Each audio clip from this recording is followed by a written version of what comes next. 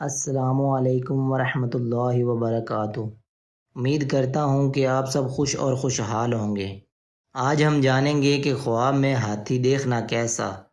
خواب میں ہاتھی دیکھنا غلبہ، قہر اور خوف کی علامت ہے۔ خواب میں ہاتھی پر سواری کرنے والا حق مانا اقتدار کو پہنچے گا۔ جو خواب میں ہاتھی کا مالک بنے، اسے چلائے یا اس کا شکار کرے، وہ کسی بڑے مرتبے کو پہنچے گا۔ خواب میں ہاتھی کا گوشت کھانا سرداری اور حکومت ملنے کی علامت ہے۔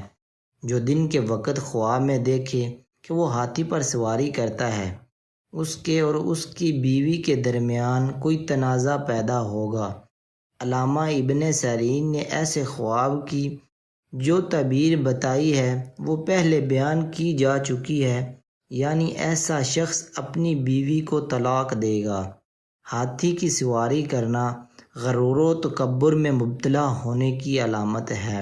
جو خواب میں کسی سرکش اور خونخوار ہاتھی کو دیکھے یا اس پر سواری کرے، وہ نقصان اٹھائے گا۔